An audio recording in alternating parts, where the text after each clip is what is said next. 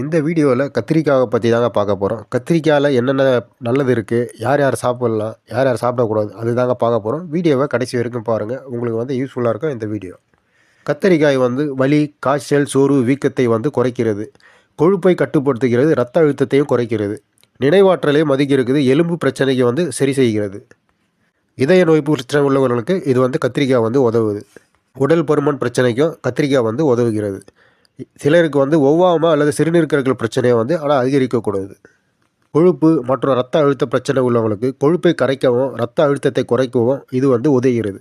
Sodium குறைவாக உள்ளதுனால கத்திரிக்காய் வந்து சாப்பிட்லாம். ஞாபக மறதி உள்ளவங்க வந்து இதில் வந்து கத்திரிக்காயில் வந்து ஃபோட்டோ நியூட்ரியன்ஸ் வந்து இருக்கிறதுனால நினைவாற்றலை வந்து அதிகமாக செய்கிறது. இரும்பு சத்து நிறைய இருக்குது, கால்சியம் நிறைய இருக்குது, எலும்புக்கு வந்து வலுவாக்குறது இந்த கத்திரிக்காய்.